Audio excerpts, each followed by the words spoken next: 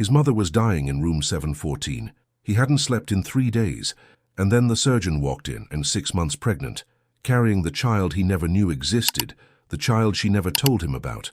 This is a story about secrets, about the people we run from, and about the impossible moment when the person who broke your heart becomes the only one who can save the person you love most.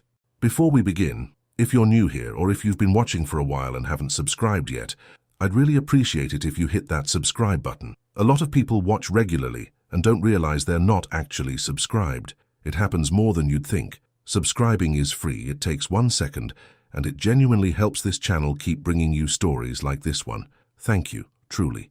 Now, let's get into it. The smell hit him before anything else. Not the antiseptic. He'd gotten used to that by day 2. It was something underneath, something older. The smell of a building that had seen too many people say goodbye.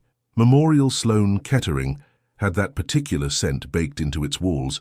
Decades of bargaining, of prayers whispered into fluorescent light, of families learning words they'd spend the rest of their lives trying to forget.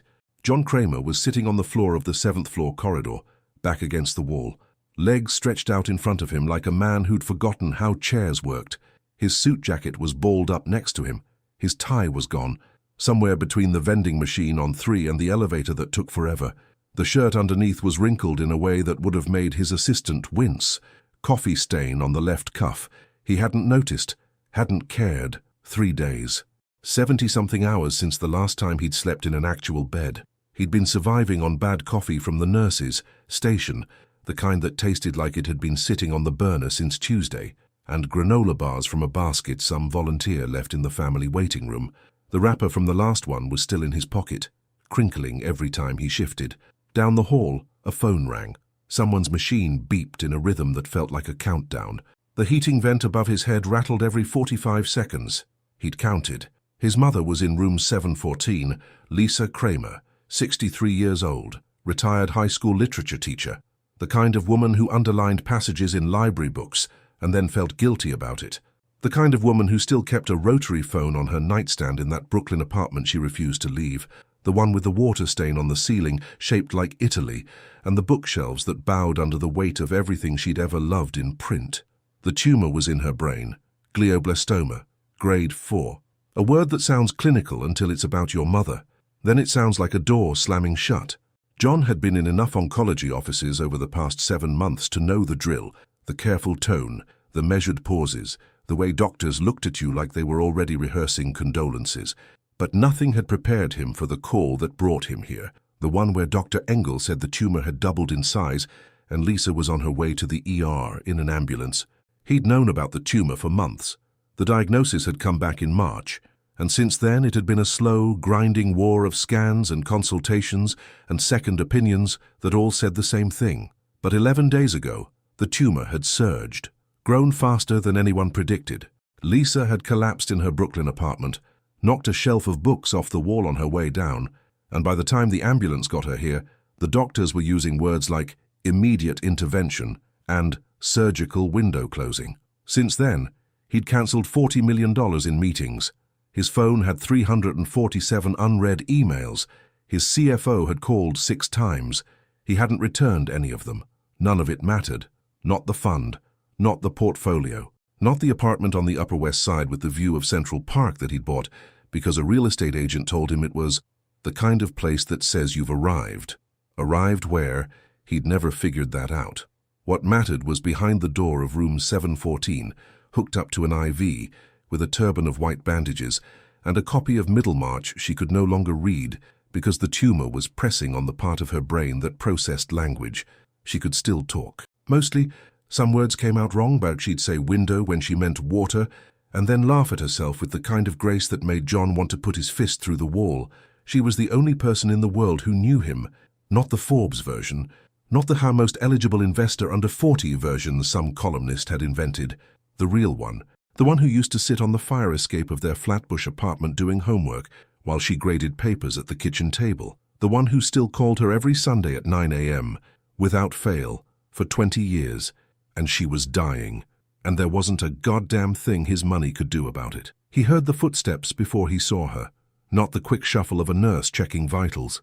Not the heavy, tired steps of another family member dragging themselves through another impossible day. These were different, steady, purposeful, the sound of someone who walked into rooms expecting them to rearrange around her.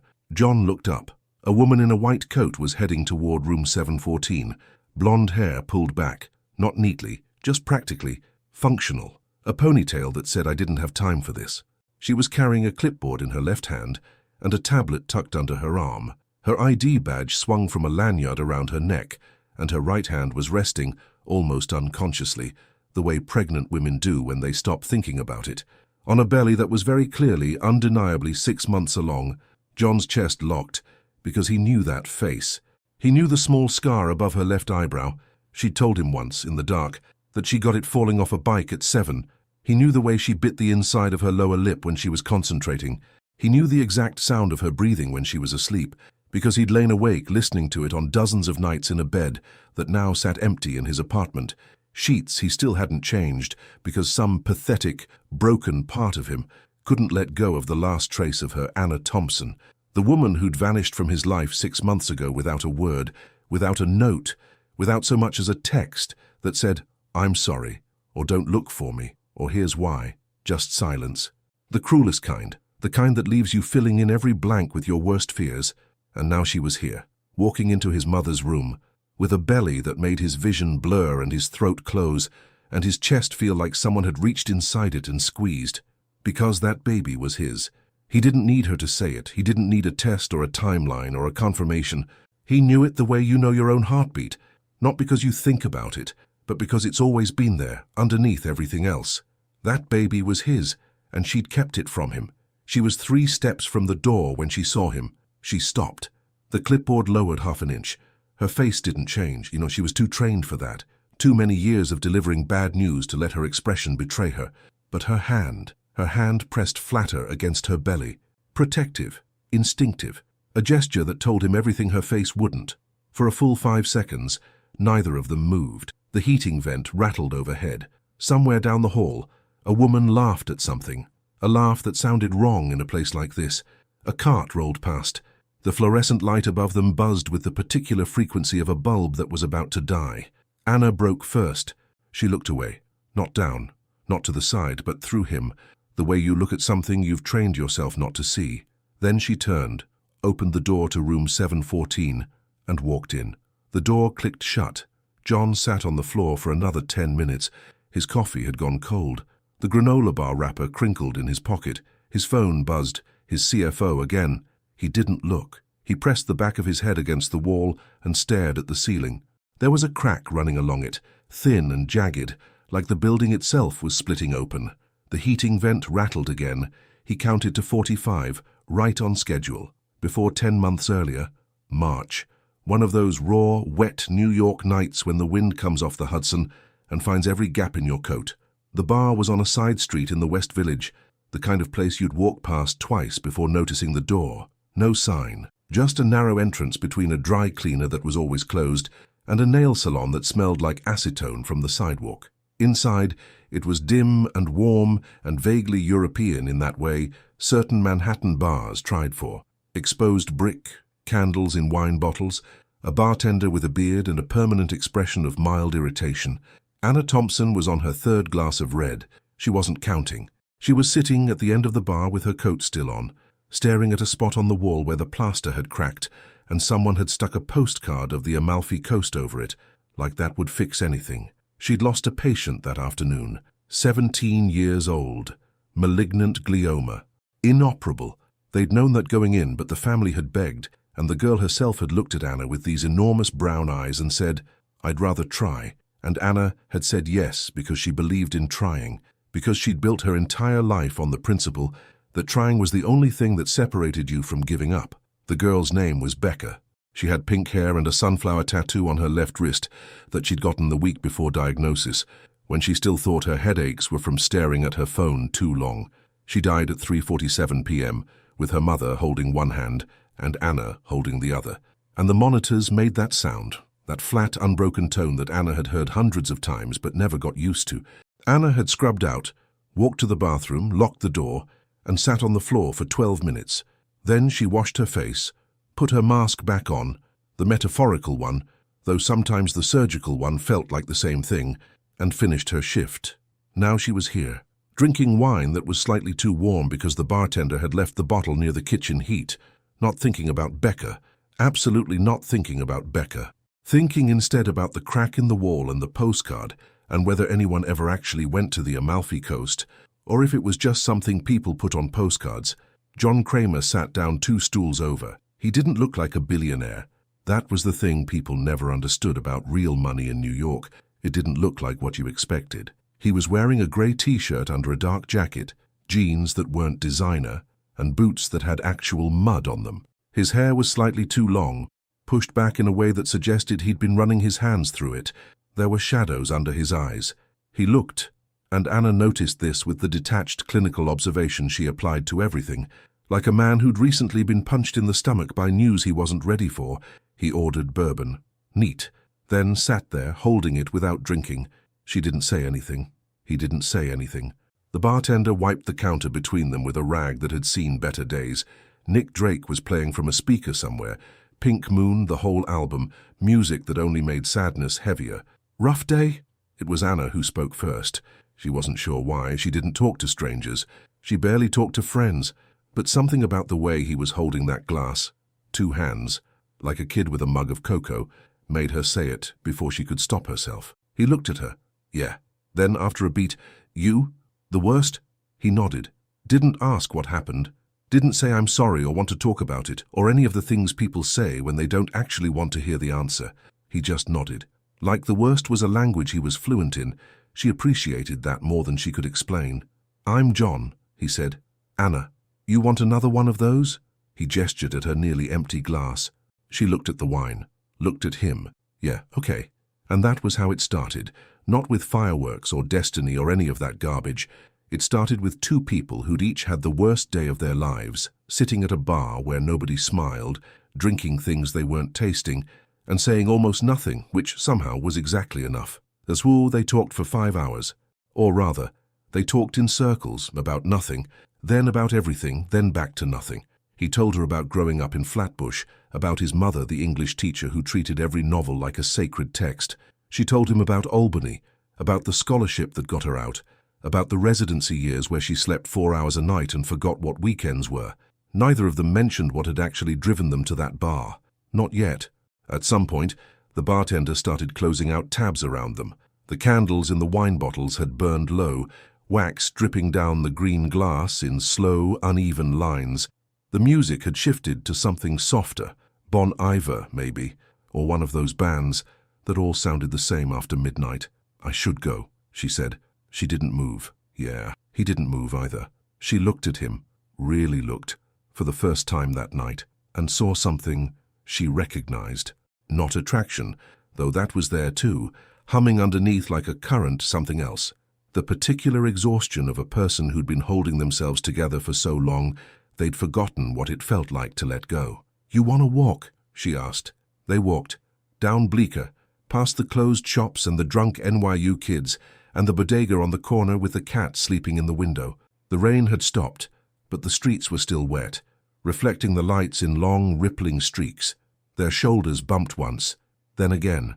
Neither of them corrected course. He came up to her apartment, a 4th-floor walk-up on West 10th with a radiator that banged, and a kitchen so small you couldn't open the fridge and the oven at the same time. She'd meant to offer him coffee. She'd meant to keep it simple, friendly, the kind of night you reference later with a polite smile and never repeat. That's not what happened. What happened was, he stood in her doorway, and she stood in front of him, and the silence between them got so thick it started to feel like gravity. And when he kissed her, it wasn't smooth or practiced or any of the things you'd expect from a man who looked like that. His hand shook, actually shook, like he was afraid of what she didn't know, of her maybe, of how much he already felt in a room he'd been in for 30 seconds. She kissed him back, not gently, not carefully. The way you kiss someone when you're tired of being careful, when you've spent your whole life measuring every risk and you just want one single moment where you don't calculate the cost. The radiator banged 3 times. Neither of them noticed. For 4 months, they existed in a space that had no name. He came to her apartment 2, sometimes 3 nights a week. She never went to his. He'd given her an address on the Upper West Side, but she never asked questions and he never pushed. They'd cook badly together in her tiny kitchen, pasta that was always slightly overcooked, sauce from a jar she bought at the Trader Joe's on 14th. They'd sit on her fire escape in April and watch the lights come on across the rooftops.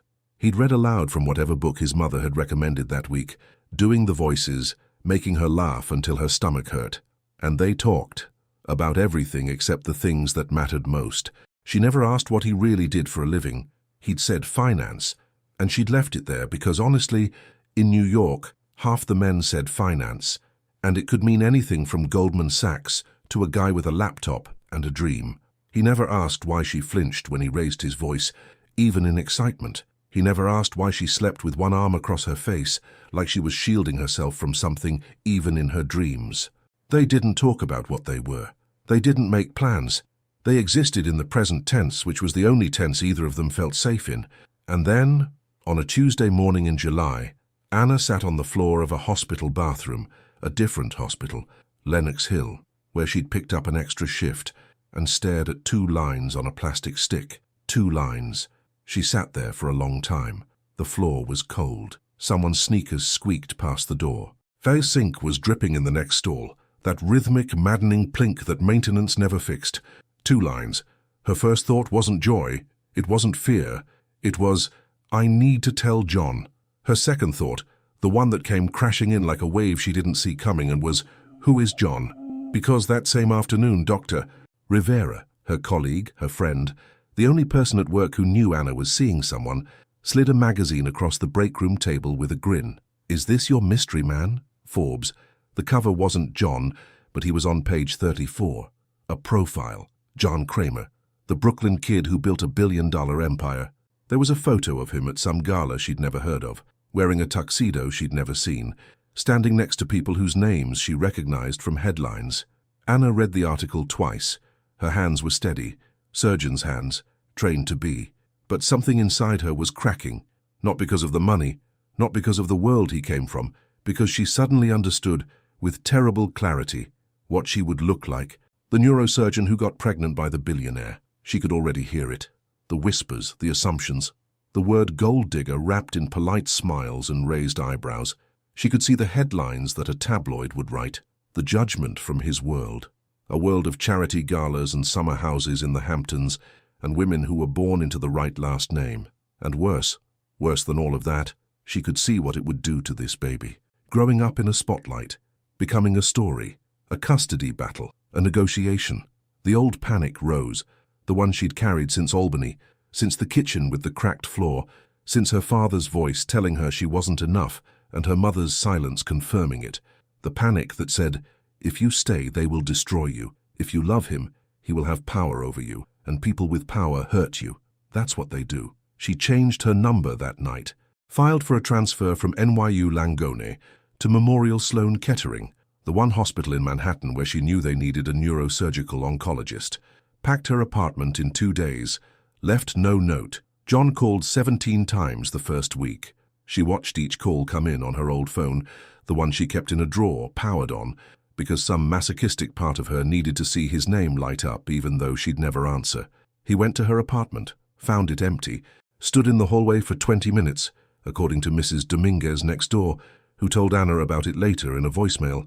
Anna listened to 11 times before deleting. He never found her, and she never told him about the 2 lines on the stick until room 714. The magazine from the break room sat in Anna's bedside drawer for weeks. She'd thrown it away eventually, dropped it in the recycling bin outside her new building on East 68th under a pizza box and a stack of old New Yorkers, but she could still see page 34 when she closed her eyes. Some things you can't recycle. The hands that hold and the hands that break. The hospital had a rhythm. Anna had learned it within her first week at Sloan Kettering, the particular tempo of a place built for people who were running out of time. Morning rounds at 6:30. The shuffle of residents in sneakers that squeaked against the linoleum. The coffee cart that parked near the east elevator between 7 and 9, run by a Haitian woman named Claudette, who remembered everyone's order and called every doctor baby regardless of rank. The afternoon lull around 2, when the hallways emptied, and the only sound was the hum of machines doing the work that bodies couldn't anymore. Anna knew this rhythm the way a musician knows a song, By feel, by instinct, by the way her body moved through it without thinking. She'd been here almost 6 months now. 6 months of new colleagues who didn't know her past. A new apartment on East 68th that was cleaner and quieter than the West Village walk-up, but felt like sleeping in a hotel room. 6 months of building a life that looked, from the outside, perfectly together. From the inside, it was a different thing entirely. She was 26 weeks pregnant.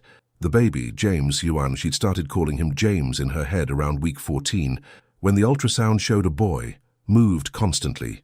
At night, mostly. When she was lying in bed trying to sleep, he'd kick and roll and press against her ribs like he was testing the boundaries of his world. She'd put her hand on her belly and feel him shift under her palm, and every time it happened, she felt two things simultaneously, a love so ferocious it scared her, and a guilt so heavy she could taste it, metallic, like blood in her mouth after biting her tongue, because James had a father, and that father didn't know he existed. She told herself she'd made the right choice. She told herself this every morning while brushing her teeth, while making the decaf coffee she hated, while pulling on scrub pants that were getting tighter every week. She told herself that protecting this baby from John's world, from the money, the scrutiny, the inevitable custody fight, was the responsible thing, the brave thing. But at 2 a.m., when she couldn't sleep and the city was quiet in that way New York never really is, there's always a siren somewhere, always a truck downshifting on the avenue, always something reminding you the world doesn't stop just because you want it to. At 2 a.m., the justifications crumbled, and all that was left was the truth she couldn't say out loud. She was terrified, not of John's world, of John. So of how much she'd felt in that 4th-floor walk-up on West 10th, in those nights when the city disappeared, and it was just the two of them, of what it meant that she'd let someone in, of what he could do to her if she gave him the chance. Her father had been charming too, in the beginning. And the day she was assigned Lisa Kramer's case, she didn't know. The name didn't register. Kramer was common enough. The file said, female, 63, glioblastoma multiforme, grade 4, right temporal lobe, referred from Brooklyn Methodist, family requesting consultation on surgical options. Anna reviewed the scans in her office, a windowless room on the 4th floor that smelled like stale air freshener, and the leftover lunch someone had microwaved down the hall. The tumor was aggressive, but contained enough that resection was theoretically possible. Risky, maybe a 60-40 shot, and that was generous, but possible, in the hands of someone who'd done this before. She'd done this before. 27 times, to be exact. She kept count, not because she was proud. There was nothing to be proud of when the number included 8 patients who didn't make it off the table, but because counting felt like accountability, like each one mattered enough to remember. She scheduled the initial consultation for Thursday morning, put on her white coat, clipped her badge, grabbed her tablet, walked to room 714, and then the hallway happened. She saw him before he saw her, sitting on the floor like someone who'd lost the ability to stand, wrinkled shirt, coffee stain on the cuff, dark circles that looked like bruises, and that face, God, that face. The one she'd spent 6 months trying to forget and failing spectacularly because it showed up in her dreams, in the checkout line at the grocery store when she'd see someone with the same jawline, in the way certain light hit certain windows and made her think of mornings in that apartment she'd fled. For 3 steps, she considered turning around, just walking away, telling Dr. Patel she had a conflict of interest, letting someone else take the case. It would have been easy, professional, clean. But then she thought of the scans and the tumor, the 60-40 odds that most surgeons would round down to 50-50 because they weren't confident enough, and she thought of a woman she hadn't met yet, a 63-year-old English teacher in room 714, who deserved the best hands available. So she kept walking, and John looked up. The consultation lasted 40 minutes. Hannah stood at the foot of Lisa Kramer's bed and explained, in the careful language she'd practiced over hundreds of cases, what was growing in her brain and what the options were. She used her tablet to show the scans. She drew diagrams on a whiteboard someone had wheeled in. She answered questions. Lisa's questions, not John's, because John stood against the far wall with his arms crossed and didn't say a word. He stared at her the entire time, not at the scans, not at the whiteboard, not at his mother, at her belly, at her hands, at the space between them that felt like it was filled with something heavier than air. Lisa, though, Lisa was something else. The turban of bandages and the IV in her left arm told one story. Her eyes told another. They were clear, focused, and faintly amused, like a woman who'd spent 3 decades managing rooms full of teenagers and wasn't about to be intimidated by a brain tumor. She asked about survival rates, about recovery timelines, about whether she'd be able to read again because, and she laughed when she said this, a dry, self-aware laugh, "If I can't read, doctor, you might as well leave it in." Anna almost smiled. Almost. At the end of the consultation, Lisa looked at Anna's belly, then at Anna's face, then at her son, still plastered against the wall like a man trying to disappear into the paint. She didn't say anything, not then, but her eyes said plenty. The next week was a particular kind of hell. Anna had pre-surgical meetings with the family, which meant meetings with John, in the small conference room on the 3rd floor with the window that didn't open and the table that wobbled unless you stuck a folded napkin under the leg. She brought her team, Dr. Patel, the anesthesiologist, Kim, the scrub nurse who'd been with her for 3 years, and a resident named Torres who took notes and tried not to look terrified. John brought himself. No lawyers, no assistants, just him in a chair across from her, with that same controlled stillness she remembered from the bar, the way he listened without interrupting, the way his silence felt louder than most people's shouting. They discussed the procedure, the risks, the recovery plan. Anna spoke to him the way she spoke to every patient's family, measured, empathetic, professional. She did not look at his hands. She did not think about the way those hands had once traced the scar above her eyebrow, and asked, so gently it nearly broke her, "Does it still hurt?" She did not think about it. She thought about it constantly. After the second meeting, John followed her into the hallway. Not aggressively, he wasn't that kind of man. He just fell into step beside her, matching her pace, and said quietly, so the passing nurse wouldn't hear, "Anna." She kept walking. "Anna, please." She stopped at the elevator, pressed the button, watched the numbers descend. 7, 6, 5. "Mr. Kramer, if you have questions about your mother's case, don't." The word was so raw it made her flinch. "Don't call me Mr. Kramer. Don't do the doctor voice. Not with me." The elevator arrived. The doors opened. A transport aide pushed a wheelchair past them. Anna stepped in. Pressed 4. John didn't follow. He stood in the hallway, hands at his sides, and watched her go. The doors closed. She pressed her back against the elevator wall and exhaled for what felt like the first time in an hour. James kicked, hard, right under her ribs. She put her hand there, held it, closed her eyes. The elevator smelled like hand sanitizer and someone's leftover Thai food. She rode it down alone. It was Lisa who broke the dam, a Tuesday afternoon. Anna was checking vitals, blood pressure, pupil response, the standard cognitive exercises she ran every 48 hours to track the tumor's progression.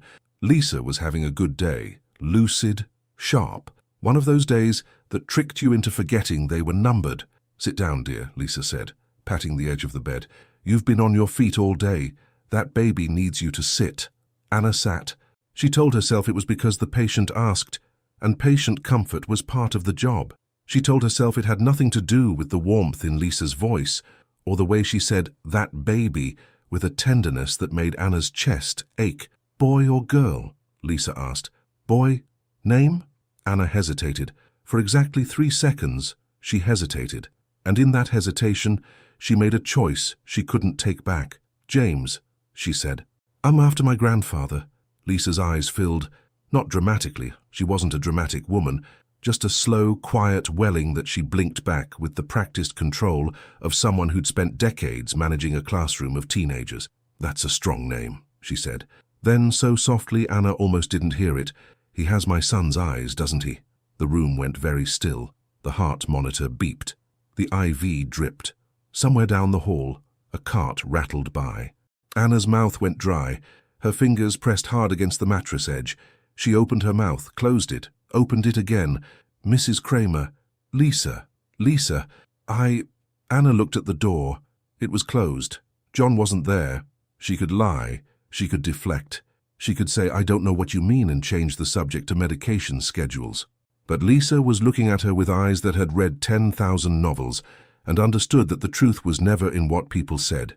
It was in what they couldn't bring themselves to say. "Yes," Anna whispered. "He does." Lisa reached out and took Anna's hand. Her grip was weak. The tumor was stealing her motor control, piece by piece, but it was warm and steady and certain. "Thank you," she said, for telling me before I go." Anna didn't trust herself to speak. She held Lisa's hand and stared at their intertwined fingers, one set old and thin and fading, the other young and scarred from years of surgery, and felt something crack open in her chest that she'd spent her whole life bricking shut.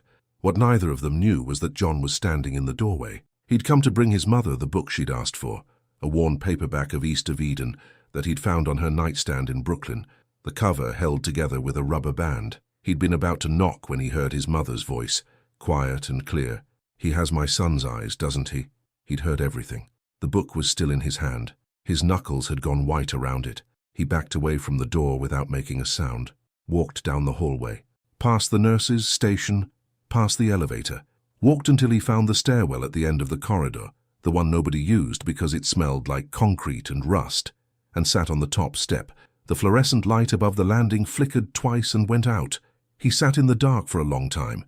The book stayed in his hand, spine bent, pages folded where his grip had tightened.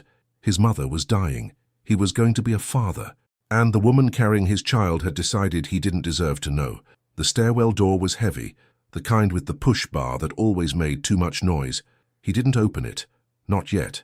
He just sat there, breathing, while somewhere 3 floors above, his mother held the hand of the woman who'd broken him and thanked her for a gift he didn't know existed.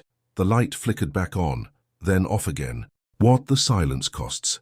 5 days after the stairwell, John still hadn't said anything. Not to Anna, not to his mother, not to anyone. He carried the knowledge the way you carry a bruise in a place no one can see, aware of it constantly, adjusting around it, wincing when something pressed too close. He showed up at the hospital every morning at 7, brought his mother coffee she wasn't supposed to have, decaf, the good kind, from the place on Lexington she liked, not the hospital sludge, sat in the chair beside her bed and read aloud from East of Eden, the book with the bent spine, starting from the passage Lisa had dog-eared, and now that you don't have to be perfect, you can be good. He didn't look at Anna when she came in for rounds, didn't acknowledge her in the hallways, didn't attend the 3rd pre-surgical meeting, sent his lawyer instead, a woman named Diane with silver hair and a handshake that could crack walnuts, who sat across from Anna's team and asked clinical questions with zero emotion. Anna noticed. Of course she noticed. She noticed the way John angled his body away from her when they happened to be in the same room. She noticed that he'd stopped calling her Anna. He didn't call her anything now, which was worse. She noticed the tightness in his jaw, the controlled blankness in his expression, the particular kind of fury that lives underneath composure and waits for a crack to escape through. She knew that fury. She'd grown up with it. Her father had been the same way, calm and measured and precise right up until he wasn't, and then the kitchen table would flip and her mother would bleed and the neighbors would pretend they hadn't heard. But John wasn't her father. She knew that. Somewhere underneath the panic, in the rational part of her brain that could distinguish between a memory and a moment, she knew it didn't matter. The panic didn't care about logic. It happened on a Thursday. Anna was in the 3rd floor conference room, reviewing Lisa's latest scans on the lightbox, the old-fashioned kind they still used in this wing because the digital display had been broken since August, and nobody had bothered to fix it. The surgery was 5 days out. She was going over the approach one more time, right temporal craniotomy, awake during the mapping phase so they could test language function in real time, then sedation for the resection itself. Risky. Always risky, but the tumor was positioned in a way that gave her a corridor, narrow, unforgiving, but there.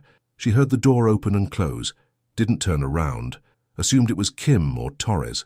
"How long were you planning to keep this from me?" John's voice. Low, controlled, quieter than any shout, and worse for it. You could hear the effort it took to keep it there. Anna's hand froze on the light box. She didn't turn around, not immediately. She took a breath, 1, 2, 3, the way she breathed before the first incision, and turned. He was standing by the door. He'd closed it. His arms were at his sides, not crossed. She noted that. Crossed arms were defensive. Arms at the sides were something else. Surrender, maybe, or the conscious decision not to shield yourself from whatever was coming. "John, how long?" he repeated. "Since the beginning? Since you found out? Were you ever going to tell me, or was the plan to just, raise my kid alone and hope I never found out?" She could hear his breathing, slightly too fast. His hands weren't shaking. He was holding them very still, the way people do when they're fighting not to shake. "It wasn't like that," she said. Even as the words came out, She knew how weak they sounded. Then, what was it like? Because from where I'm standing, it looks exactly like what my father did. He walked out. No note, no explanation. Just gone. The only difference is you took someone with you. The words hit her like a car, not because they were cruel. They weren't. Not exactly. They were precise. Surgical, even. He'd found the one comparison that could cut through every defense she had, and he delivered it without raising his voice. Anna's throat closed. She put one hand on the conference table, the one that wobbled, and felt it shift under her weight. Your father left because he didn't care. I left because She stopped. Because you what? Because I was scared. The silence that followed was enormous. The light box hummed. The fluorescent overhead buzzed with that particular frequency that meant the ballast was dying. Somewhere in the hall, someone paged Dr. Montoya to radiology. Scared, he said. The word came out flat, depleted. Scared of what? Of me. Of everything. Of who you are. Of what your world would do to me, to him. She pressed her hand harder against the table. I read about you, John. I saw the magazine, the galas and the hedge fund and all of it, and I saw exactly what I'd become, the story they'd tell about me. So you made the decision for both of us. I made the decision for my son, our son. The word hung there. Our, 2 letters, a universe of implication. John's jaw worked. He looked at the ceiling, the same cracked ceiling that seemed to be a feature of every room in this building, and exhaled through his nose. Slow, deliberate. You know what kills me?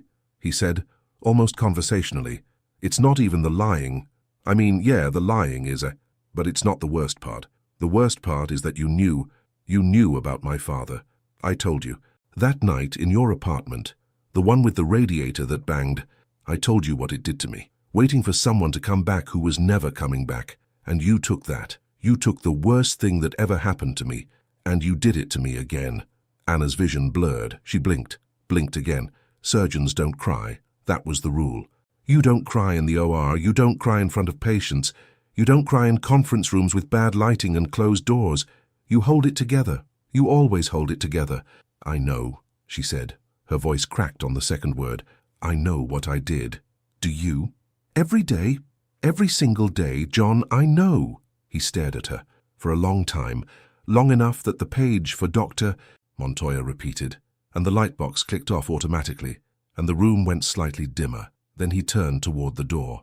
I've contacted a lawyer, he said, not looking at her. Not for custody. I'm not trying to take him. I just want to make sure I'm never excluded again, that's all. I just want to exist in my son's life. He opened the door. John. He stopped. Didn't turn. I'm sorry. He stood there for 3 seconds.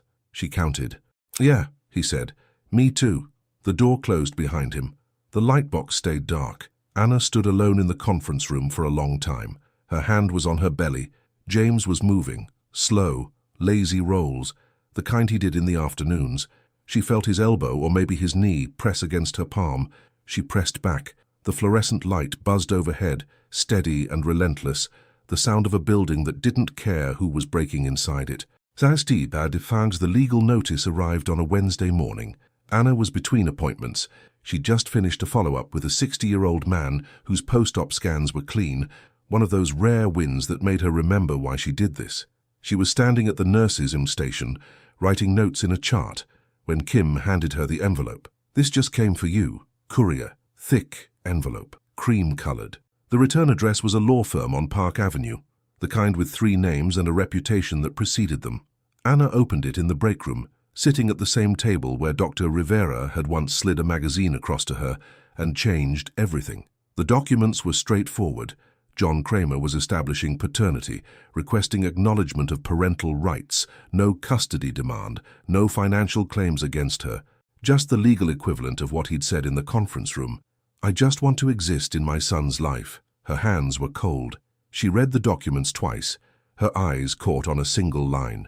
The petitioner requests the right to be present at the birth of the minor child. Present at the birth. She set the papers down, picked up her coffee, cold, hours old, with that thin film on top that meant it had been sitting too long, drank it anyway, tasted like nothing. Kim found her 20 minutes later. Still sitting there, the document spread in front of her, staring at the wall where someone had taped a flyer for a hospital charity 5K that had happened 3 weeks ago. Nobody had taken it down. "You okay?" Kim asked. "I'm good," Anna said. She wasn't good. She hadn't been good in a long time. The surgery was in 4 days, then 3, then 2. The tension between them had become something the staff could feel, a pressure change in the air, like the drop before a storm. The nurses on 7 whispered. Dr. Patel asked Anna, carefully, if there was anything he should know about the family dynamic. Torres, the resident, started taking the stairs to avoid the 7th floor entirely. Anna's focus was slipping. Not dramatically. She was still technically excellent, still the best hands in the building. But her colleagues noticed things. The way she paused before entering room 714, one hand on the door, like she was steeling herself. The way she requested breaks during routine procedures. The dark circles that concealer couldn't quite cover. John noticed too. He noticed from across waiting rooms and down hallways and through the glass panel in the door of room 714. He noticed because, despite everything, the anger, the betrayal, the legal documents sitting on her break room table, he still knew her face better than he knew his own. And that face was coming apart. He wasn't doing much better. Sleep was a memory. He'd been living on adrenaline and the bad coffee from the nurse's station and the particular stubbornness of a man who refuses to collapse in public. His apartment on the Upper West Side felt like a museum. All that space, all those windows, and nobody in it. He'd stand at the kitchen island at midnight, eating cereal from the box because making actual food required a kind of hope he didn't currently possess. And through it all, Lisa, whose good days were becoming rarer. Lisa, who sometimes called him by his father's name and then corrected herself with a small, embarrassed laugh. Lisa, who still asked the nurse to wheel her to the window every afternoon so she could watch the traffic on York Avenue and comment on the pedestrians like they were characters in a novel she was reading. It was Lisa who called him to her bedside on a Sunday night, 2 days before the surgery. The room was dim. The overhead light was off. Lisa preferred the lamp on the nightstand, the warm one that made the room look almost like a bedroom instead of a place where people came to be measured against their own mortality. The TV was on mute. Some old movie, black and white, that neither of them was watching. "Sit," she said. She patted the bed, the same way she'd patted it for Anna. He sat. She took his hand. Her grip was weaker than last week. He could feel the bones through her skin now, and it terrified him in a way that no market crash, no financial catastrophe, nothing in his entire career had ever come close to. "I know about the baby," she said. He didn't react. He'd known she knew. He'd heard her say it, in room 714, to a woman who shouldn't have been the one to hear it first. "I know you're angry," Lisa continued, "and you have every right, but I need you to hear something, and I need you to hear it while I can still say it clearly." He looked at her, really looked, at the woman who'd raised him alone, who'd worked double shifts and graded papers at midnight and never once complained, at the woman who taught him that books could save you, that kindness was a form of strength, that the measure of a man wasn't what he built, but what he chose to carry. "If I don't come out of that surgery," Lisa said, "I need to know that you won't let the anger win. Your father let it win. He was angry at the world, angry at himself, angry at everything he couldn't control, and instead of dealing with it, he left. He let the anger make the choice for him." Her hand tightened around his. A tremor ran through it. The tumor, taking one more thing. "Don't repeat the cycle, John.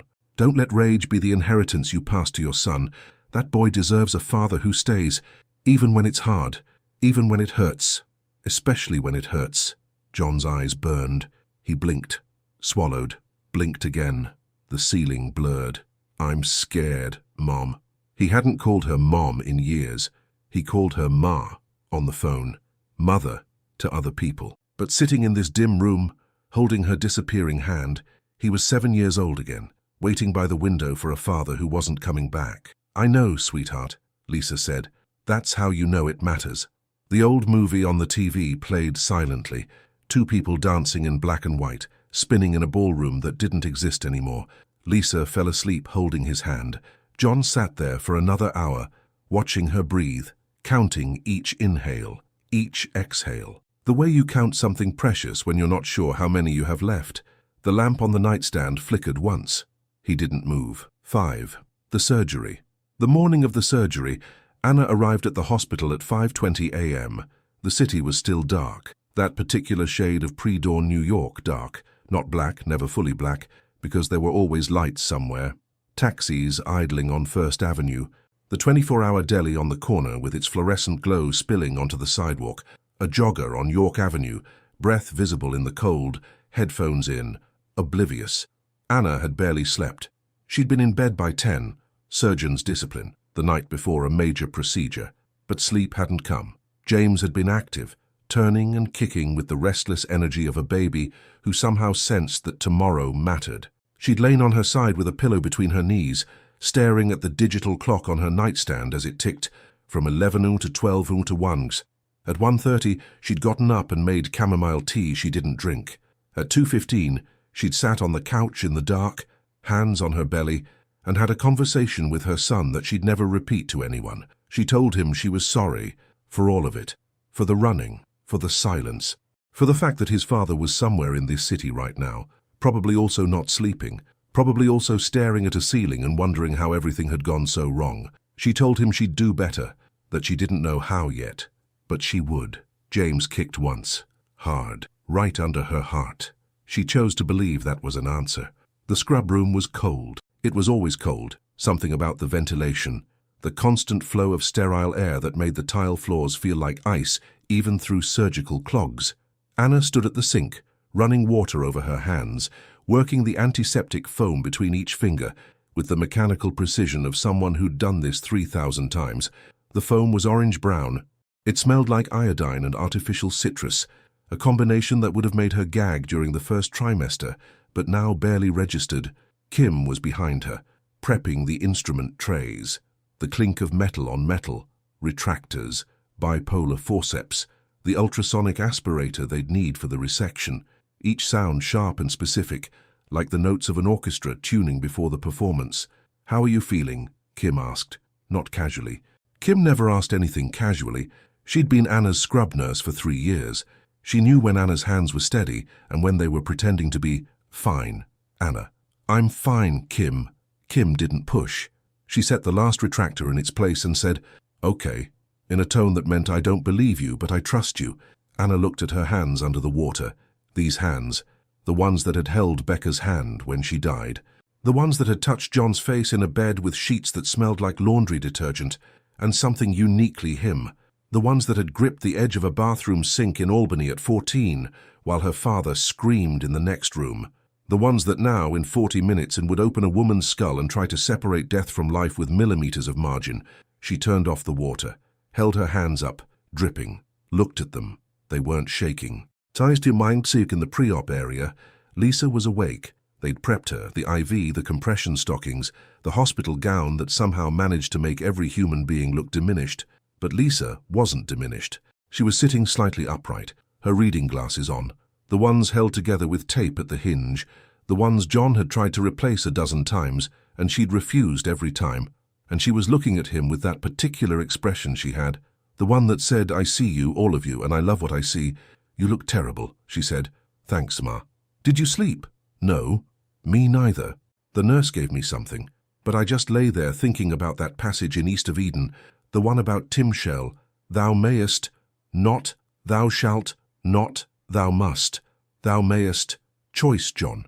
That's all we get. The choice to be better." He took her hand, held it the way he'd held it on Sunday night, gently like it was made of paper. She felt thinner every day. The tumor was stealing weight along with everything else. "Mom, listen, I'm not going to be dramatic about this. Either I wake up or I don't.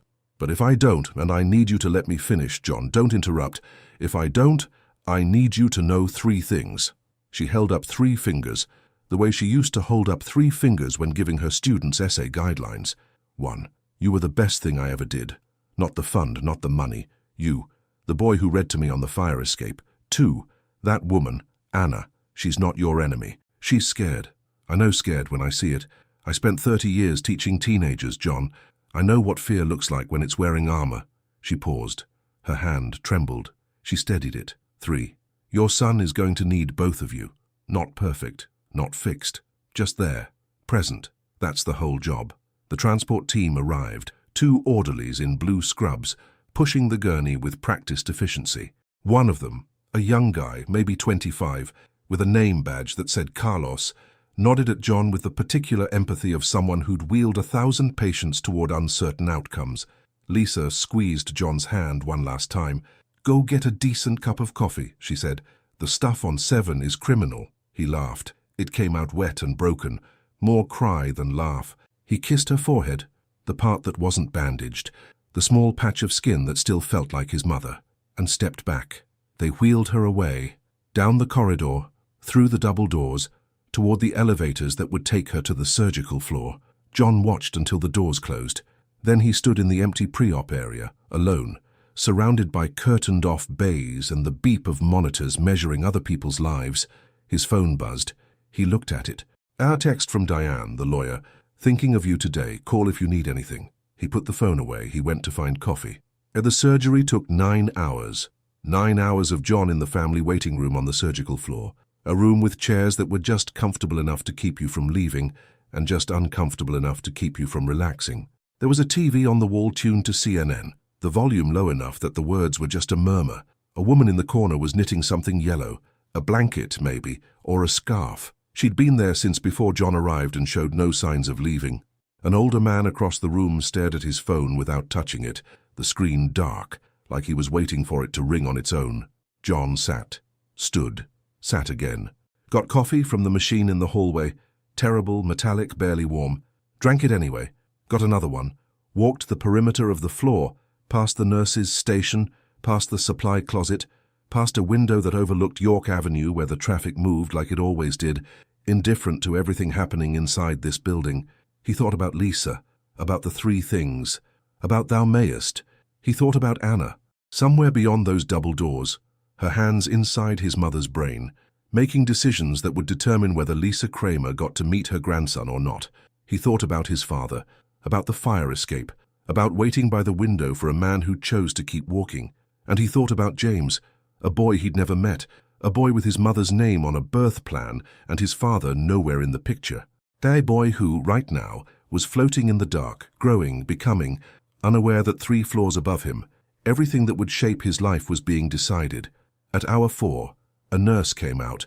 "Everything's proceeding. Dr. Thompson asked me to let you know the mapping phase went well. Your mother's language centers are intact." John nodded, said thank you. The nurse left. The woman in the corner kept knitting. The yellow thing was definitely a blanket now. At hour 7, John's hands started shaking. Not a lot, just enough that the coffee rippled in the cup. He set it down on the side table, next to a dog-eared copy of People magazine from 3 months ago, and a box of tissues that was nearly empty. At hour 9, the double doors opened. Anna walked out. She was still in her surgical cap. Her face was drawn, pale, exhaustion that lived behind her eyes and made her look 10 years older. There was a mark on her cheek from where the mask had been, red pressed deep, like a scar that hadn't decided yet whether to stay. She looked at John. "She's out," Anna said. "We got the tumor. Most of it, 92%. The margins are clean. She's stable. She's going to need time and therapy and a lot of patience. But she's alive, John. Your mother is alive." He didn't speak. Couldn't. His throat had closed, and his vision had blurred, and something in his chest gave way, quietly, completely, like a wall that had been holding back water for years. Anna stood there, 4 feet away, in her surgical scrubs with someone else's blood, his mother's blood, on her gown. She looked like she hadn't slept in a year. She looked like she'd carried the weight of every choice she'd ever made into that operating room and somehow, impossibly, hadn't buckled. "Thank you," he said. The words came out broken, barely a whisper. "Thank you." She nodded. Once, then turned to go, back through the double doors, back to the post-op protocols and the paperwork and the clinical world where she could be Dr. Thompson instead of the woman who'd broken John Kramer's heart. "Anna," she stopped, hand on the door, didn't turn. "I don't hate you," he said. "I want to. I've been trying to, but I can't. And I don't know what to do with that." She stood very still, her hand pressed flat against the door. James shifted inside her. She felt it, that slow roll that always happened when her heart rate spiked. "I don't know either," she said. The door swung open. She walked through. It closed behind her with a soft pneumatic hiss. John sat back down in the waiting room chair. The woman in the corner had finished her blanket. She was folding it now, carefully, like it was the most important thing in the world. His phone buzzed again. He didn't look. He leaned his head back, closed his eyes, and breathed. For the first time since he'd found himself on the floor of that 7th-floor corridor, the tightness in his chest loosened. Not all the way, not even close, but enough. Enough. 14 months later, the house was in Carroll Gardens. Not the brownstone. They'd looked at brownstones, half a dozen of them, but Anna said they felt like museums and John said they felt like his old apartment, all space and no warmth. Instead, they'd found a townhouse on a side street off Court Street, brick front, 3 stories, with a garden in the back that was more weeds than flowers, and a kitchen that was big enough for 2 people to cook at the same time without bumping elbows. The radiator banged, not as loudly as the one in Anna's old West Village walk-up, but enough that John sometimes looked at her across the room and smiled, a small, private smile that didn't need explanation.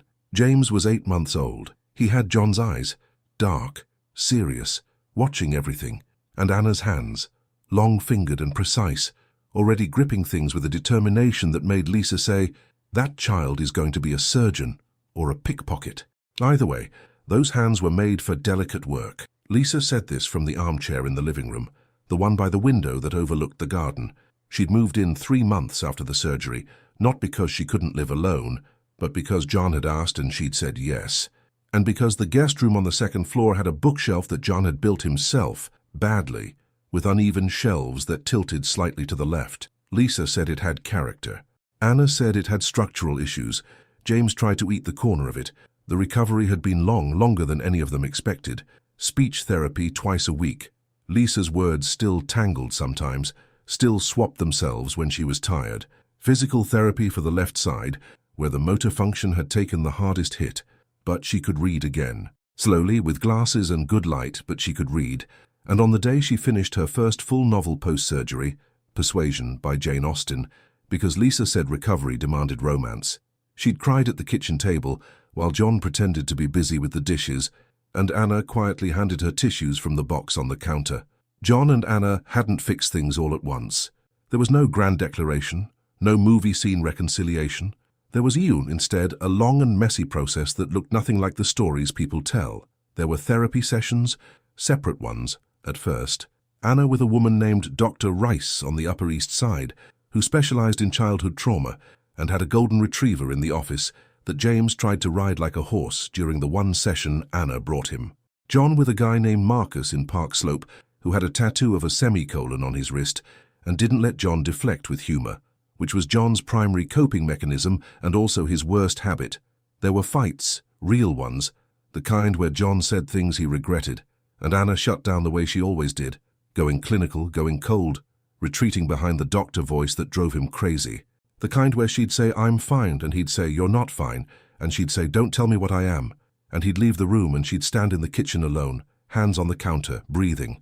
But there were also the other moments, the ones that don't make it into stories because they're too small, too ordinary, too quiet to seem important, but they're the ones that actually matter.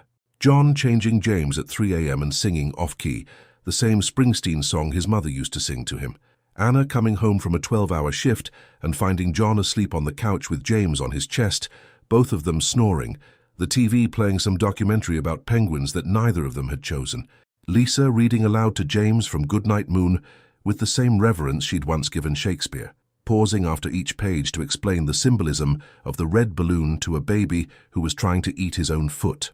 The night John told Anna he loved her, the first time either of them had said it, 10 months after the surgery, in the kitchen of the Carroll Gardens house, while she was eating leftover pad thai straight from the container. She hadn't said it back, not right away. She'd stood there with a fork in her hand and a noodle on her chin, and looked at him with an expression that was half terror, half something else, something she was still learning to name. She said it back 3 days later, in bed, in the dark, while he was almost asleep. She said it so quietly he almost missed it. "I love you too. I should have said it in the kitchen. I'm sorry I needed 3 days. I would have waited longer," he said. "I know. That's why I didn't need to."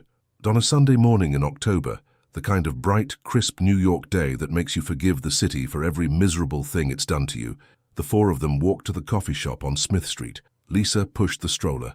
She insisted, even though the left side was still weak, even though John hovered 3 feet behind her like a Secret Service agent with separation anxiety. Anna walked beside her, pointing out things to James that he was too young to understand, but seemed to enjoy anyway. A dog wearing a sweater, a man playing saxophone on the corner, the way the sun hit the brownstones and turned them gold. John walked behind them, watching, not the buildings, not the people, them. The 3 people who, 14 months ago, he didn't know he'd have. The mother who almost died, the woman who almost disappeared, the son who almost grew up without knowing his name.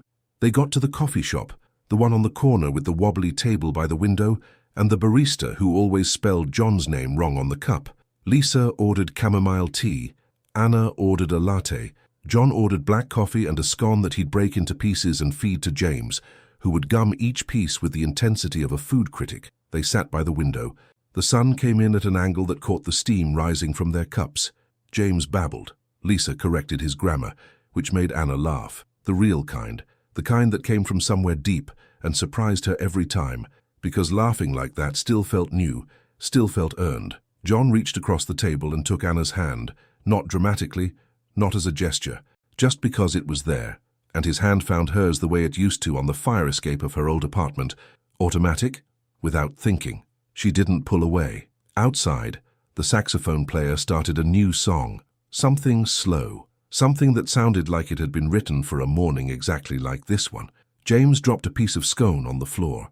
Lisa said, "In my classroom, that would have been a detention." Anna picked it up. John ordered another one. The coffee shop hummed with the sound of people living their ordinary, imperfect, irreplaceable lives. Nobody at that table was fixed. Anna still woke up some nights with her heart racing, still caught herself rehearsing escape routes she'd never take. John still flinched when someone left a room without saying goodbye. Lisa still lost words sometimes, still reached for a name and found a blank space where it should have been. But they were there, all 4 of them, had a table by the window, in a coffee shop on Smith Street on a Sunday morning in October, and that was enough. Some stories begin with love. This one began with pain, with a man on a hospital floor, with a woman who ran, with a mother who saw the truth before anyone else did, with a boy named James, who came into the world carrying the weight of every mistake his parents ever made, and somehow, impossibly, became the reason they finally learned to set it down. Not every wound heals completely. Some leave scars that ache when the weather changes, but scars are just proof that you survived something. And surviving, choosing to stay, choosing to try, choosing to love, even when it terrifies you, that's not weakness. That's the bravest thing a person can do. And you, what would you do if the person who broke your heart was the only one who could save the person you love most?